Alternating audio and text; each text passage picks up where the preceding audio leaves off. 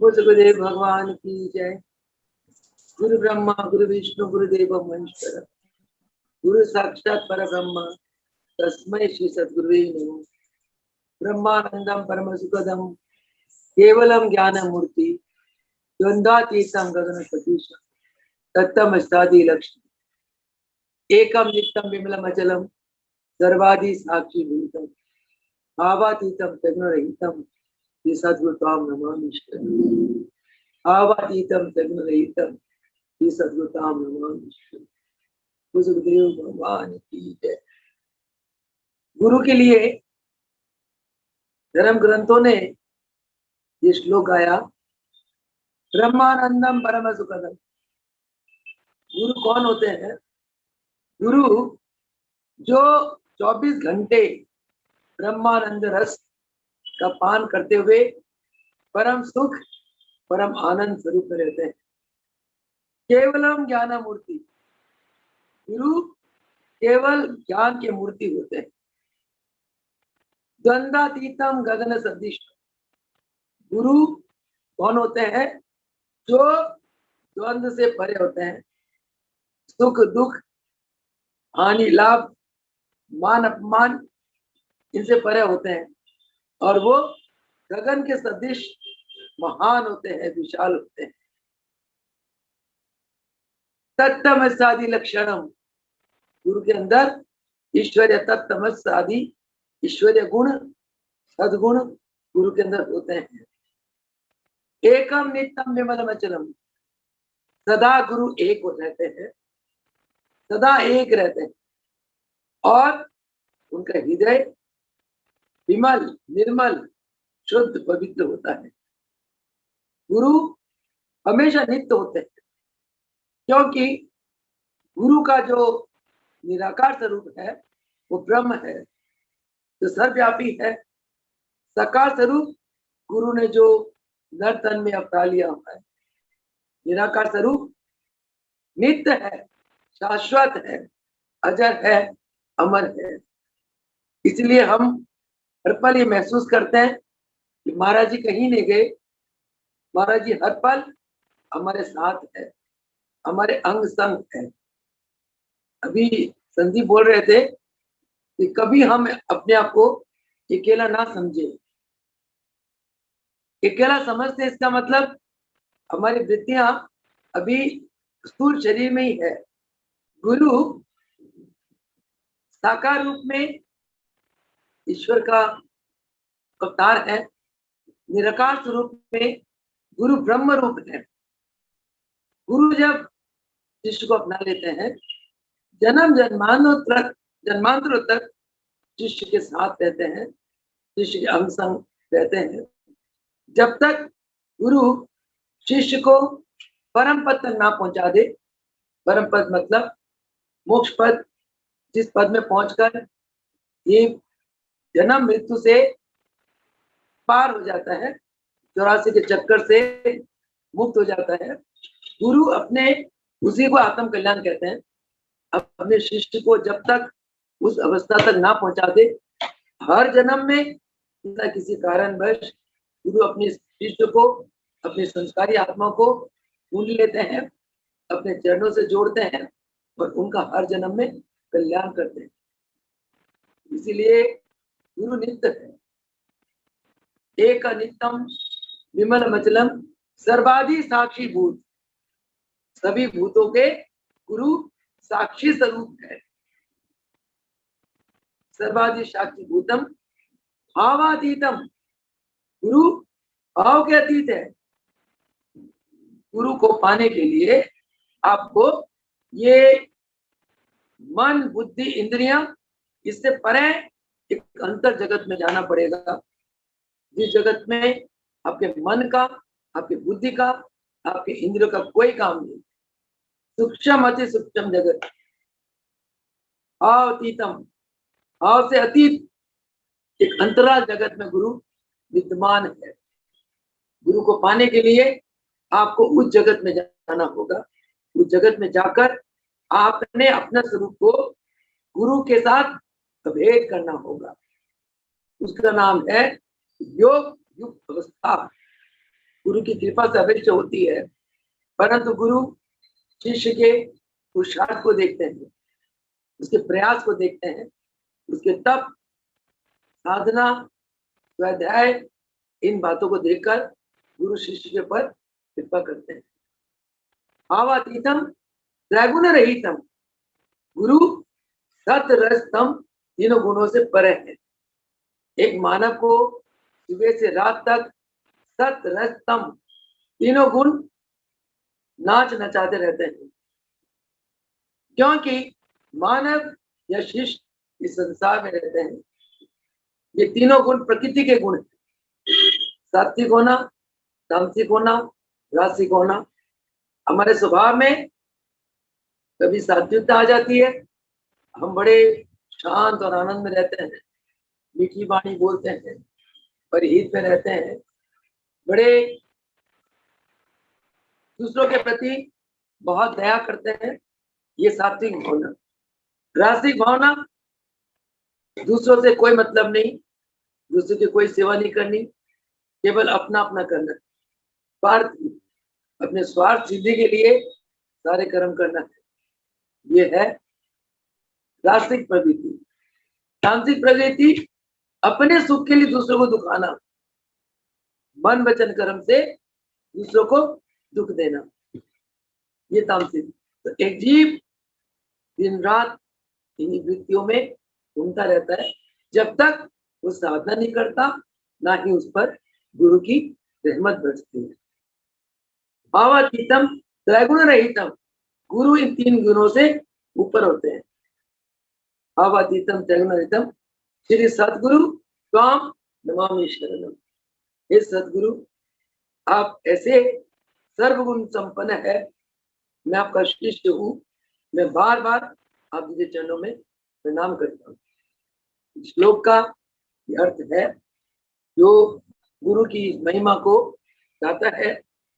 तो आइए आज गुरु की महिमा को गायन करते हुए, गुरु के चरणों में प्रणाम करते हुए, उन चरणों से आशीर्वाद लेते हुए आज का सत्संग आरंभ करते हैं।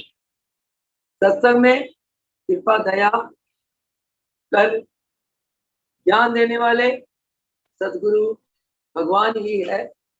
हमें ज्ञान को समझाने वाले सदगुरु भगवान है। अपने श्रीमुख से दिए हुए ज्ञान का अनुभूत क्रियात्मक ढंग से अनुभूत कराने वाले सदगुरु ही है। ऐसे सदगुरु को बार बार प्रणाम करते हुए आइए आज के सत्संग आरंभ करते हैं। आज के सत्संग में महाराज जी एक महान बात, महान ज्ञान हमारे लिए लेकर आए हैं कि जीवन को हम किस प्रकार आनंद से गुजार सकते हैं। आप में से कोई बताए कि जीवन को हम आनंद, पूर्ण आनंद में किस प्रकार व्यतीत कर सकते हैं। माइक को जो बोलना चाहे, माइक को अनम्यूट करे और बोले कि जीवन को हम किस प्रकार आनंद में बिता सकते हैं। इसका बहुत सीधा सा सरल सा जवाब है, जो हमारे हमेशा प्रवचनों में रमाया करते। उन्होंने अपने जीवन में इस बात का विकास को, अपने जीवन को आदर्श में दिखाया। पर हित बसे जिनके मन माही, तिन्हें तात कछु दुर्लभ नहीं। अगर आप संसार का सबसे बड़ा सुख पाना चाहते हो, आनंद की उच्चतम सीमा पर आप पहुंचना चाहते हो, तो आपको परहित की भावना में अपना जीवन व्यतीत करना होगा। परहित की भावना में जब आप कुछ भी कर्म करते हैं, दो बातें आपको मिलती है। एक आत्मा का सुख, अंदर का आनंद, और एक सतगुरु की मेहर, सतगुरु की कृपा। तो आप परहित की भावना आपके अंदर कैसे आ सकती है, कब आएगी? जब आप अपने आप को गुरु के पावन श्री चरण कमलों में समर्पित करते हुए गुरु के प्रेमियों के साथ प्रेम करोगे। आज का सत्संग का यही थीम है। अचानक जब मैंने क्लास के बाद 4:45 क्लास खत्म हुई, कुछ 15 मिनट ऊपर लग गए क्लास में। 5 बजे के लगभग जैसे मैंने जूम ऑन करा, प्रेम और प्रीत गुरु के प्रति प्रेम की बात चल रही थी। संदीप भैया बोल रहे थे गुरु के प्रति सच्चा प्रेम का क्या लाभ है, कैसा होना चाहिए, उस प्रेम से हमें क्या क्या प्राप्ति होती है। मैं एकदम सुन के हैरान हो गई। मैं कहा आज ही तो मुझे प्रभु जी ने इस टॉपिक के ऊपर सत्संग करने के लिए प्रेरणा दी, प्रेम के ऊपर। प्रेम किससे करें, प्रीत किससे करें, भक्ति क्या है, भगवान क्या है। हैरान हो गई। देखो इसका मतलब क्या हुआ, एक ब्रह्म शक्ति तो सबको चलाती है, सबके बुद्धि में आ जाती है, उसे बुलवा देती है। तो गुरुदेव फरमाते हैं कि परहित की भावना आपके अंदर तब आ सकती है जब आप प्राणी मात्रों के प्रति प्रेम भाव रखें। चाहे कोई आपके प्रति कुछ भी व्यवहार करे, आप उसे नादान समझकर, अज्ञानी समझकर माफ कर दो। इसको यहीं तक समझ है। दया करो। महाराज जी हमेशा क्या फरमाते थे, दया धर्म का मूल है, नरक मूल अभिमान। हमारे धर्म का मूल क्या है, दया, और नरक का मूल क्या है, अभिमान। जिसके अंदर अभिमान आएगा वो दया नहीं कर सकता। जिसके अंदर अभिमान आएगा उसके अंदर प्रेम भी नहीं रहेगा। या अभिमान अंदर बसा लो या प्रेम को बसा लो, एक ही चीज आ सकती है। भगवान विष्णु और लक्ष्मी। लक्ष्मी कौन है, माया। भगवान विष्णु कौन है, आत्मा। भगवान गुरु स्वामी परमात्मा भगवान विष्णु। तो कहते हैं या तो आप माया को रख लो, लक्ष्मी को रख लो, या भगवान विष्णु को रख लो। भगवान विष्णु भक्ति। जहाँ भक्ति होती है वहां माया नहीं होती, जहाँ माया होती है वहां भक्ति चली जाती। एक गुरु के भगत को क्या चाहिए, एक गुरु के भगत को केवल भक्ति, गुरु का प्रेम और गुरु के दीवानों का प्रेम, गुरु के दीवानों के प्रति प्रीति रखना। तो महाराज जी फरमाते हैं कि ये संसार क्या है, ये परलोक के मार्ग का एक पड़ाव है। इस पड़ाव में हम सभी परदेसी है, अतिथि है। हम अतिथि क्यों है, बिना तिथि के आते हैं, बिना तिथि के चले जाते हैं। एक आत्मा ने घट में प्रवेश कर लिया, उसको हम क्या कहते हैं, योगी लोग जन्म। आत्मा ने देह छोड़ दिया, देह में कोई विकार आ गया, जर्जर हो गया शरीर। जैसे हम पुराने वस्त्र को त्यागते हैं, नए वस्त्र पहनते हैं, एक योगी के लिए जन्म और मृत्यु क्या है, शब्द मात्र है।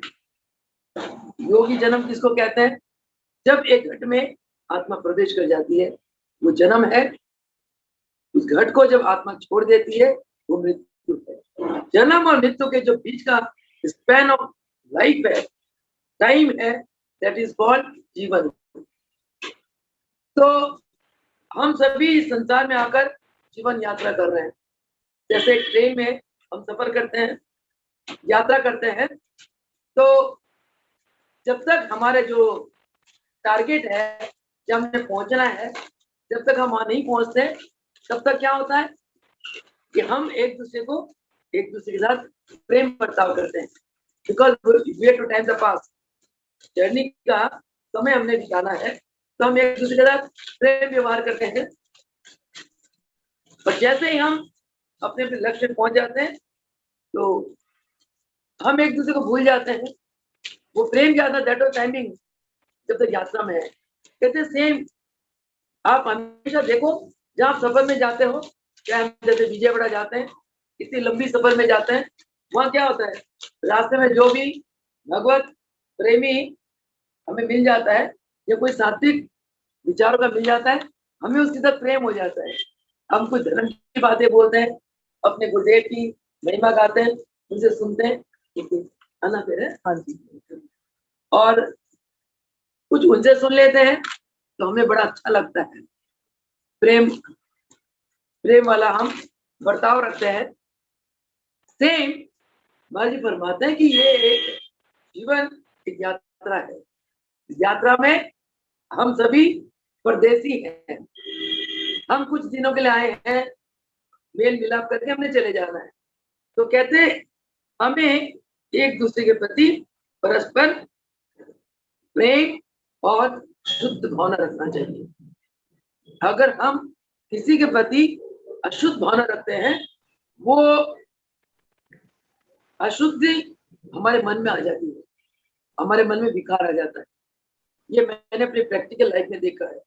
तो किसी के प्रति अगर शुद्ध भावना रखते हैं तो हमारा अंतःकरण शुद्ध होता है। हमारी फरमाते हैं कि तुम किसी की बुराई करते, निंदा चुगली करते हो, कहते बिना किसी कीमत में उसके पाप धुल जाते, तुम्हारे पाप बढ़ जाते हैं। बुराई करता है तो बिना कीमत के वो तुम्हारे पाप ले जाता है, तुम्हारे पुण्य बढ़ा देता है और अपनी पाप बढ़ा लेता है। किसी के प्रति जो विचार रखते हो, कोई विचार तुम्हारे मन में आ जाता है तो तुम्हारा मन ऐसे ही हो जाता है। इसीलिए प्रेम भावना और शुभ भावना हमें हर एक के प्रति रखना चाहिए। महाराज जी ने एक बहुत इंपॉर्टेंट बात कही है, अगर आप भगवान को पाना चाहते हो, सत्संग में रहो, भगवान की, गुरु की, प्रेमियों का संग करो।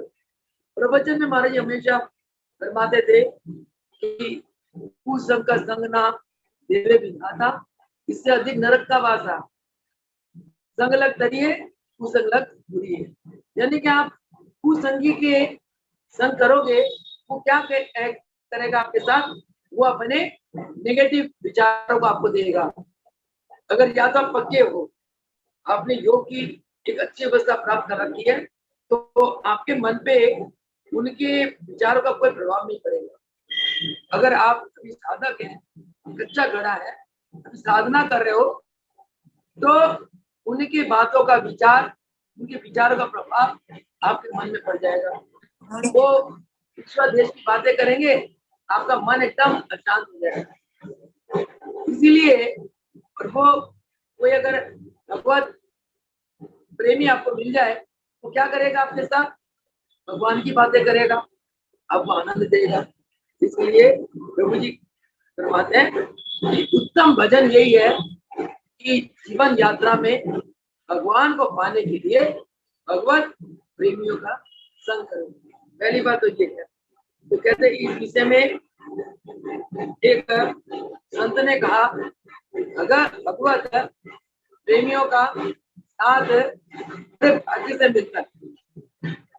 मिलता है, जैसे दो भगत प्रेमी हैं, आप अपनी जीवन यात्रा कर रहे हो, आपके संग में कोई भी भगवान का प्रेमी है, और वो भगवान का प्रेमी आपके लिए क्यों लाभदायक है, क्योंकि आप भजन ध्यान में आपको जरा सा प्रमाद आ जाता है, आपको आलस आ जाता है, भाई आज तो ये भगवान का भजन छोड़ देते हैं, आज भगवान का भजन नहीं करते, तो वो जो भगवत प्रेमी है वो क्या करेगा, वो आपके साथ आपको भगवान की भक्ति के लिए जागरूक करेगा।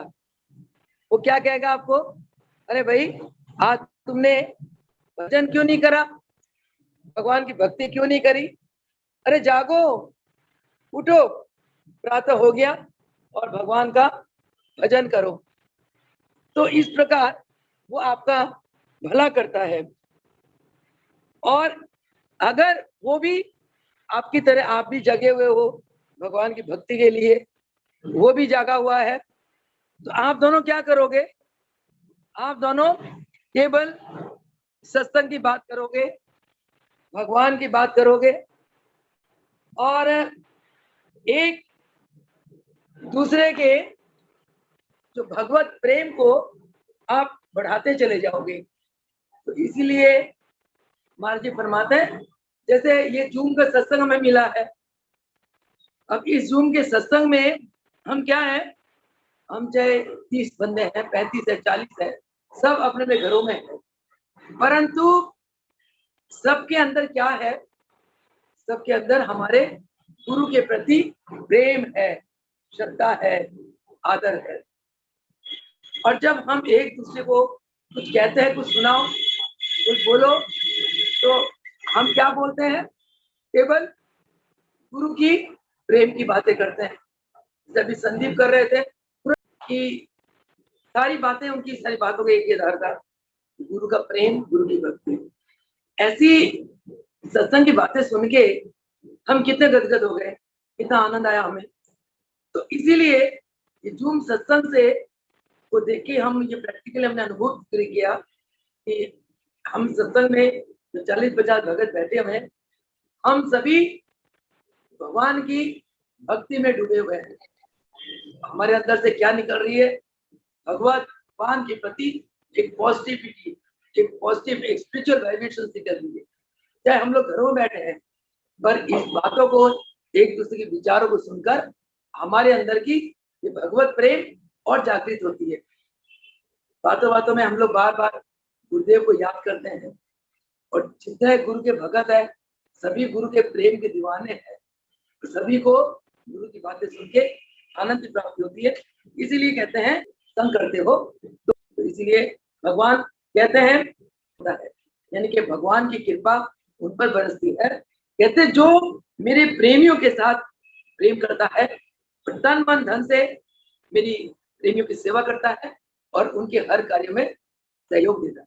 इस बात से आप और हम ये जान ले, अगर हम महाराज जी की कृपा पात्र बनना चाहते हैं, तो महाराज जी के जितने भक्त हैं, हमें महाराज जी के सभी भक्तों के साथ प्रेम करना चाहिए। प्रेम कब आएगा, जब हम हर एक इंसान में अच्छाई बुराई दोनों है। ये तो हमारी दृष्टि है कि हम इसकी अच्छाई देखें या बुराई देखें। जब हम उसकी अच्छाई देखेंगे तो ऑटोमेटिकली उसके प्रति हमारे अंदर प्रेम भाव जागेगा। अगर बुराइयों को देखेंगे तो हमारे अंदर उसके प्रति अश्रद्धा पैदा हो जाएगी और हमसे प्रेम करने से वंचित हो जाएंगे। महाराज जी फरमाते हैं कि हर एक के प्रति शुद्ध भावना रखो। मैंने स्वयं देखा अपने गुरुदेव के चरणों में, जब हम लोग लगे थे सन 72 में, आज से इतने वर्ष पूर्व, हम लोग के अंदर बहुत कमियां थी, बहुत अवगुण थे। कॉलेज के स्टूडेंट्स थे, कॉलेज में पढ़ाते थे, यूनिवर्सिटी के स्टूडेंट्स थे, पीएचडी कर रहे थे। एक साधारण संसारिक लड़की के अंदर जो बातें होती है, कभी चंचलता, कभी विद्या उखड़ गई, कभी ये काम, कभी वो काम, वो सब अवगुण भरे पड़े थे हमारे। हैरान है हम कि गुरु ने इस प्रकार कौन सा गुण देख लिया, अपने चरणों से जोड़ लिया और चरणों से जोड़कर मांजते रहे। जिस प्रकार हम बर्तन को मांज कर चमकाते हैं, वो भी कपड़े को खूब मल मल के चमकाता है। गुरुदेव हमारे अंतःकरण को मांजते चले गए, हमारे अवगुणों को नहीं देखा। एक आध गुण देख लिया होगा कि भाई बुलाया, हाँ महाराज सेवा के लिए हाजिर है, पता नहीं कौन सा गुण देखा, गुरुदेव को पता है।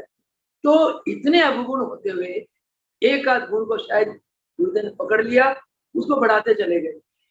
और आज हम 73 के एज में यहाँ पहुंच गए।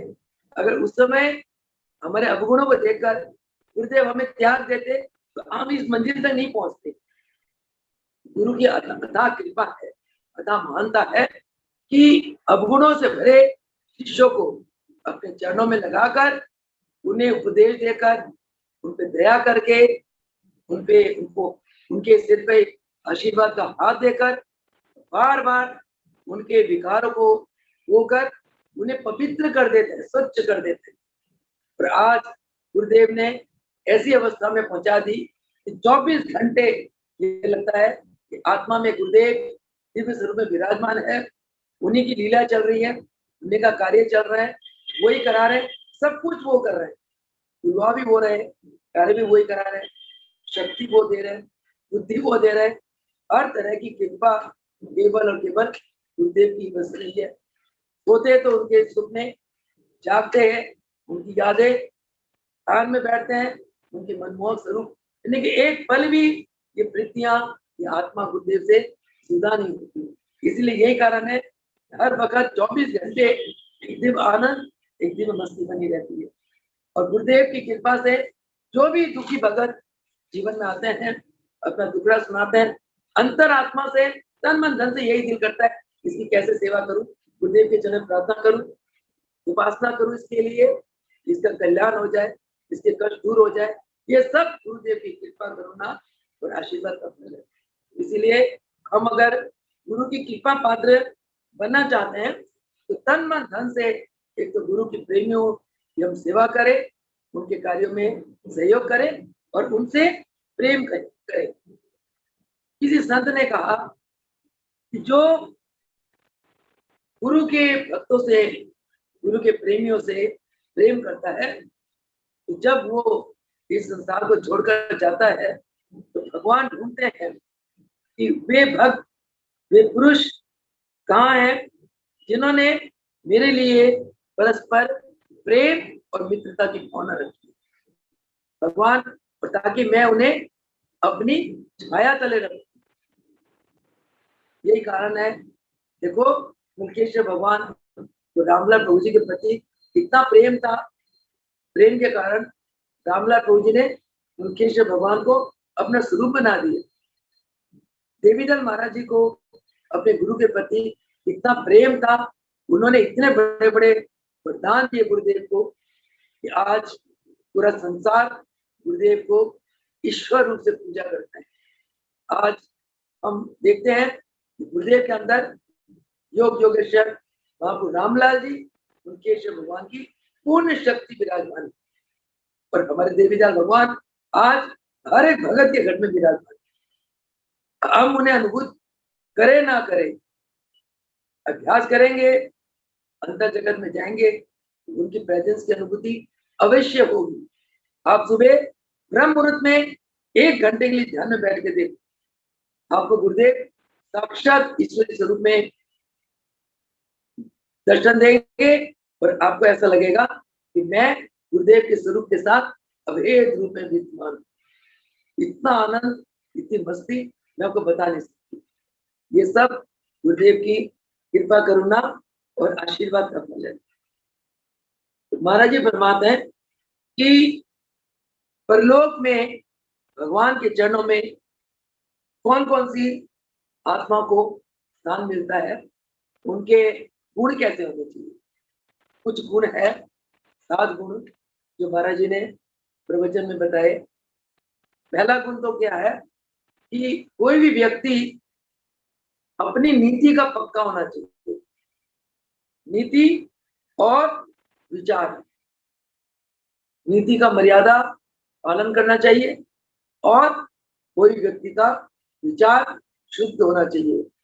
इतना शुद्ध होना चाहिए कि आप किसी व्यक्ति को किसी समय कुछ भी पूछो, आप क्या सोच रहे हैं, तो आपको बताने में कोई संकुचन ना हो, क्योंकि आप जब परहित की भावना रखोगे, भगवान की प्रेम की भावना आपके अंदर होगी, कोई आपसे पूछेगा आप आसानी से उसको बता दोगे। हाँ, इसकी विपरीत अगर आपके मन में कोई नास्तिक तामसिक विचार आता है, कोई आपसे पूछे आप क्या सोच रहे हो, आप बताने में संकुचन करोगे। महाराज जी फरमाते हैं जो भक्त विचार उच्च कोटि को हो, विचार में जिसके अंदर नीति और विचारों की मर्यादा का जो पालन करता हो, वो मुझे अति प्रिय है। परलोक में मैं उसे अपने चरणों में स्थान देता हूँ। अगला गुण है कि जो पुरुष बाल्यावस्था ही से ही भगवत प्राप्ति के लगन में लगा रहता है, भगवान के भजन में लग जाता है, जो पुरुष बाल्यकाल से गुरुमुख होकर गुरु चरणों की सेवा में रत हो जाता है और आजीवन गुरु भक्ति गुरु सेवा में बिताता है, ऐसा पुरुष को परलोक में मैं अपने छाया तले रखता हूँ। अगला गुण क्या है कि जो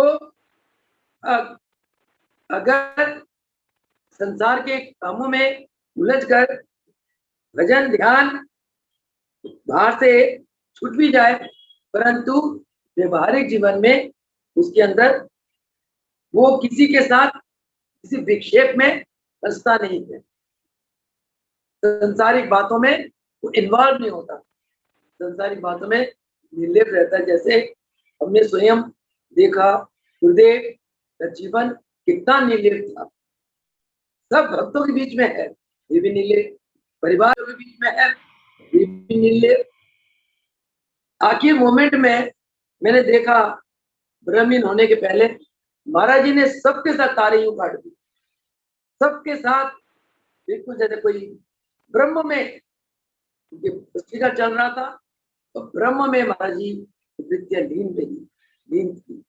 आजीवन आपका हमारा सबके इतना प्रेम करा, सबके कारण सवारे, इतने आश्रम बनाए, इतने कैंप्स बनाए, इतने दुखियों का कल्याण करा, गूंगे बुलवाए, अंधे को आंखें मिली, ये मेरी आंखों देखा हाल है, जन्म से बहरे सुनने लग गए, लंगड़े लूले चलने लग गए, निर्धनों को धन, निसंतानों को इतनी कृपा करी तो महाराज जी इन सभी बातों से बिल्कुल डिटैच थे। किसी से अटैचमेंट, एक ही बस रामलाल मुलकराज उन्हीं के महाराज जी गुण गाते थे, उन्हीं के नाम की कार्य करते थे। हम लोगों को भी ऐसे संस्कार डाले कि हमने रामलाल मुलकराज गुरु जी के दर्शन नहीं किए, पर अंतरात्मा में हमने उन्हें भगवान माना। भगवान की जो भावना है इसने भरी गुरुदेव ने दी, इसलिए गुरुदेव भगवान से बढ़ के हुए जिन्होंने हमारे अंदर एक ईश्वर तत्व, इसके पहले हमें पता ही नहीं था कि भगवान कौन है। बचपन से सुना था, माता पिता कहते थे भगवान है, वो रक्षा करते हैं, उन्होंने जन्म दिया, हनुमान जी की आरती गाओ, दुर्गा भवानी की आरती गाओ, लक्ष्मी नारायण की आरती गाओ, शंकर की आरती गाओ, ये सब संस्कार तो डले हुए थे, परंतु ईश्वर तत्व है क्या, ईश्वर की फीलिंग बुद्धि कैसे, वो गुरुदेव ने बताया। ईश्वर क्या है, वो गूंगे के गुड़ के समान, ये गूंगा गुड़ का स्वाद बता नहीं सकता, इस प्रकार एक ईश्वर तत्व की जो अंदर फीलिंग होती है, गुरु तत्व की जो फीलिंग होती है, वो केवल आने वाला जानता है या गुरुदेव जो देने वाले हैं वो जानते हैं। तो इसलिए महाराज फरमाते हैं कि जो भगत, अगला गुण है, कहते जो प्रभु का प्यारा, उसके अंदर कौन सा गुण होना चाहिए कि वो एकांत में बैठकर ध्यान भजन में अपना मस्त रहे और भगवान के प्रेम में आंसू बहाए। हर पल सोते उठते बैठते खाते पीते उसे सिर्फ भगवान की यादें बनी रहे और एकांत में भगवान का भजन करता है। इसलिए महाराज जी फरमाते हैं अगर तुम गुरु से सच्चा प्रेम करना चाहते हो, सुबह ब्रह्म मुहूर्त में 2 बजे से लेकर या 2:30 बजे से लेकर आप 6, 6:30, 7 बजे तक, ये सारा स्पैन जो है ब्रह्म मुहूर्त का टाइम है। इस समय 1 घंटा, 1.5 घंटा, 2 घंटा, जितने आपकी कैपेसिटी बैठने की, आप भगवान के प्रेम में बैठो, भगवान की याद में बैठो। इससे आपका अंतःकरण धुल जाएगा, आपके मन के सभी विकार धुल जाएंगे, क्योंकि उस समय ब्रह्मांड में प्राण शक्ति अथाह होती है। एक तो आप स्लो डीप ब्रीदिंग करते हो, ब्रह्मांड से बहुत प्राण शक्ति प्राप्त करते हो, और उस समय ब्रह्मांड में दिव्य शक्तियां भ्रमण करती, और मित्रों का जो प्राणी भगवान के भजन में बैठता है, ऐसी दिव्य शक्तियां उन्हें आशीर्वाद दे जाती है। गुरुदेव तो देते ही देते हैं। तो एकांत में गुरु के चरणों में ध्यान बहुत जल्दी एकाग्रित होता है, ध्यान के लिए मन बहुत जल्दी एकाग्रित होता है। तो अगला पॉइंट बताते हैं कि आप इतना वैराग्यवान हो जाओ कि आपको स्त्री और पुरुष का कोई भेद नजर ही ना आए। स्त्री आए आपके सामने, उसको भगवान की आत्मा मानो, पुरुष आए उसको आप भगवान की आत्मा मानो, दोनों के साथ बराबर व्यवहार। सब ईश्वर के अंश, अविनाशी अंश आपके अंदर विराग इतना ऊपर उठाना चाहिए। ये तब उठता है कि जब आप ध्यान भजन में व्रत रहते हो, गुरुदेव के एक ईश्वरीय पावर, एक ईश्वरीय ज्योति के आपको अपने मन में, जब आपका मन प्राणों में लय हो जाता है और उनके स्वरूप में भेद हो जाता है, उस मन में एक ईश्वर गुरुदेव का स्वरूप का प्रकाश के आपको दर्शन हो जाते हैं। वो दर्शन पा पाके आप धन्य धन हो जाते हो। उस समय ऐसा लगता है कि जैसे आप चांदनी रात में बैठे हो, हैरान होते हो। आंख खोलते देखो कि ये तो रूम में अंधेरा पड़ा है, आंख बंद करते ही जैसे ही गुरुदेव का प्रकाश आपको दर्शन होते हैं, ऐसा लगता है कि जैसे आप बहुत तेज चांदनी रात है और आप चांदनी रात में बैठे हो। ये है आपकी आत्मा का प्रकाश। गुरुदेव इसी स्वरूप में आपके अंदर विराजमान। हमने सिर्फ अभ्यास करके उनको अनुभूत करना है। अगला पॉइंट है कि जो निष्काम भाव से गुप्त दान करता है, कहते हैं कि दान ऐसे करो कि एक हाथ से दान दो, दूसरे हाथ को पता ही ना चले, मन में आए ना। कहते जो ऐसे गुप्त दान करने वाला है, हमारे मिशन में बच्चा है, मैं नाम नहीं लूंगी, वो करीब 1 साल से हमारे एक आश्रम है ब्रिजघाट, गुप्त दान करता है। किसी को नहीं पता, या उसे पता या मुझे पता है। तो मेरे से पूछा, मैं कुछ सेवा करना चाहता हूँ। कहते बहन जी बताना मत किसी को। मैं कहा ठीक है, मैं कहा भगवान को तो पता ही है। हंस पड़ा। कहते उनसे चुप के तो हम कहाँ जा सकते हैं, वही तो प्रेरणा देते हैं, वही तो करवाते हैं। कहते जो ऐसे निष्काम भावना से गुप्त दान करता है, भगवान कहते हैं कि मुझे वो बहुत प्यारा है। कई लोग क्या करते हैं, दान करके वे अपनी गाताएं गाते हैं, तो आते हैं अपना नाम अनाउंस कराते हैं, पत्रों में नाम लिखवाते हैं। ऐसा दान नहीं लगता। कहते गुरु बिना दान हराम है, कहे लख वेद पुराण। लख बार वेद और पुराण क्या कहते, गुरु बिना दान हराम। गुरु का दीवाना निष्काम भावना से कब दान कर सकता है, जब वो गुरु को मध्य में रखता है, गुरु से आज्ञा लेता है, गुरु से आशीर्वाद लेता है। तो इन बातों से, छोटी छोटी बातों से शिष्य गुरु की कृपा पात्र बन जाता है। तो उसके असाध्य कामों को गुरुदेव साध्य कर देते। तो नहीं होने वाले काम आप सोच ही नहीं सकते हो।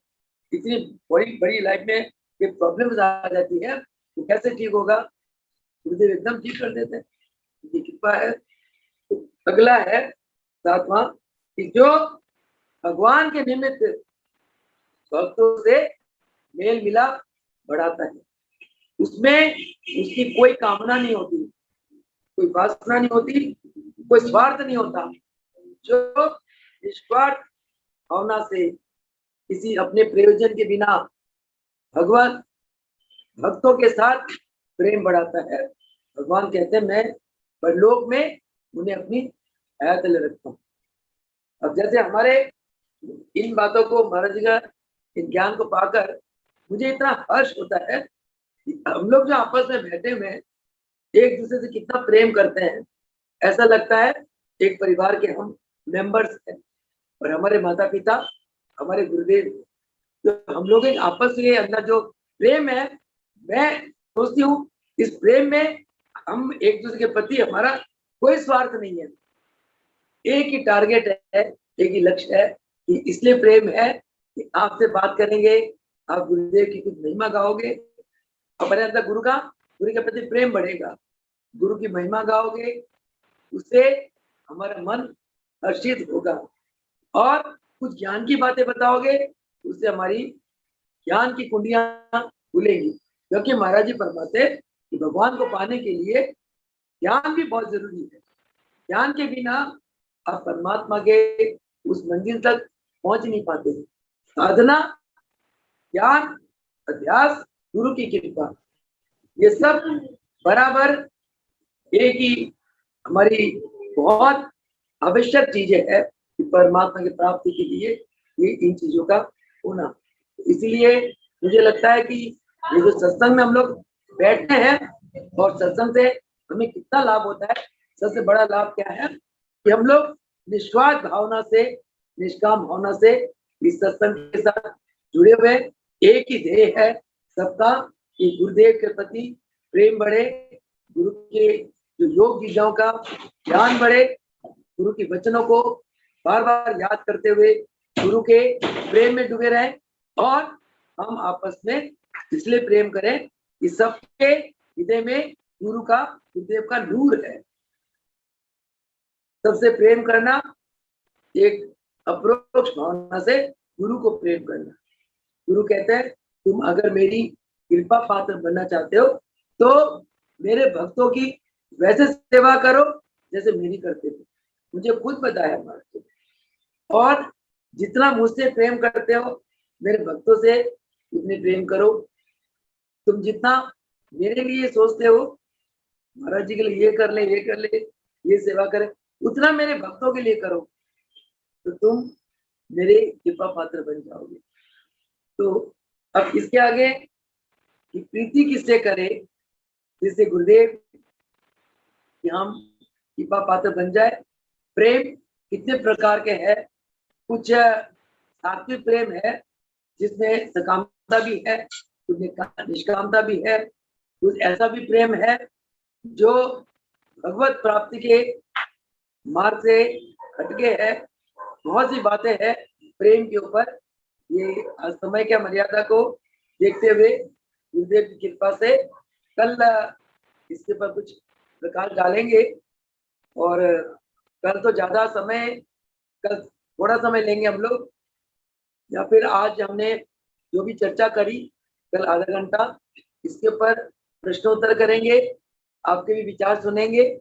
और कल जैसे पीछे हमने निर्णय लिया था जैसे हम लोग हर मंगलवार छोटे बच्चों का प्रोग्राम रखा हुआ है 1 घंटे का, उसी प्रकार हमने पीछे निर्णय लिया था 1.5 घंटे में से आधा घंटा ये भगवत चर्चा और 1 घंटा हमारे मिशन के जितने नौजवान बच्चे हैं हम उनकी भावनाएं सुने। उन्होंने गुरुदेव से क्या पाया, गुरुदेव के प्रति उनके अंदर कितनी आस्था है, कितनी श्रद्धा है, या गुरुदेव की कृपा रूपी अलौकिक घटनाएं उनके जीवन में क्या क्या घटित हुई। हम कल और परसों संडे को 1-1 घंटे के लिए यंग ब्लड्स हमारे जो मिशन के नौजवान है उनसे सुनेंगे, चाहे देवी हो चाहे पुरुष हो, कोई भी आगे आए। और कल अवश्य अपने अपने नाम दयाल सत्संग में दे दे कि कौन कौन से हमारे यंग मेंबर्स, यंग भगत जन इस सत्संग में भाग लेंगे। 5 मिनट बोलो, 10 मिनट बोलो, 15 मिनट बोलो, आपको पूरी लिबर्टी है, परंतु आप लोगों ने बोलना है। उसके लिए सभी माताओं पिताओं को मेरा आग्रह है कि आप अपने नौजवान बच्चों को मोटिवेट करो ताकि वो उनकी वृत्तियां इधर उधर ना जाकर केवल इस मिशन के साथ जुड़ी रहे, राम मूलक दयाल मिशन।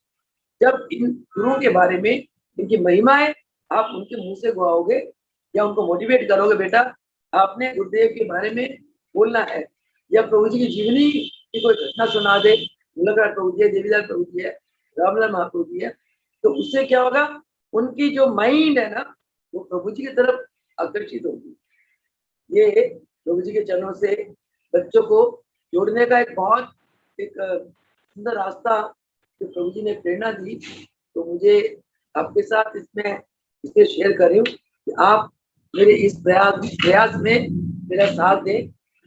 क्योंकि जैसे बूढ़ा पेड़ पहले गिरता है, जवान बाद में, बच्चा तो भी लंबा चलता है, और हम लोग जब गिर जाएंगे संसार से विदा ले लेंगे, ताकि ये मिशन में हमारे बच्चे हमारे रहते रहते तैयार हो जाए। हम बैठ के सुने हमारे बच्चे, नौजवान बच्चे क्या बोल रहे हैं, हमारे बच्चे कैसे सेवा कर रहे हैं, हमारे मिशन को ऊंचाई में ले जाने के लिए कितना पुरुषार्थ कर रहे हैं, ताकि हम हंसते हंसते इस दुनिया से जाए कि हम रहे जाना है मेरे भगवान का, मेरे गुरु का मिशन वो हमेशा चांद सितारों की तरह मेरे गुरु का नाम चांद सितारों की तरह संसार में चमकता रहेगा। हम यही चाहते हैं। तो इन्हीं शब्दों के साथ आज की सत्संग को विराम देते हैं। वो सगुदेव भगवान की महाप्रभु रामलाल जी की जय।